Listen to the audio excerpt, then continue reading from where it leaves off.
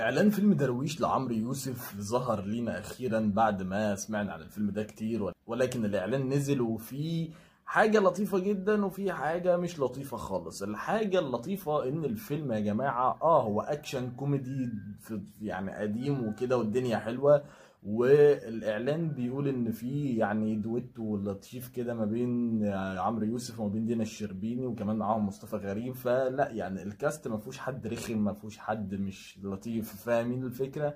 وفي كمان افيهات حلوه اتقالت في الاعلان ده تجذب المشاهد. ولكن الشيء المش لطيف خالص ان انا طول ما انا بتفرج على الاعلان حاسس ان انا بتفرج على نسخه مضحكه من كده والجن. فيعني يا رب الفيلم ما يكونش كده خالص، لان الوضع بصراحه يعني بجد من اول ما شفت عمرو يوسف بالفانيلا البيضة ده احمد عز في كيرة والجن ومخ بدأ يعمل ايرور، يعني انت فاهم الوضع. ولكن الاعلام بيقول ان هو فيلم شكله لطيف، اتمنى يكون الفيلم قوي زي اعلانه ونعرف نخرج كيرة والجن من دماغنا خالص.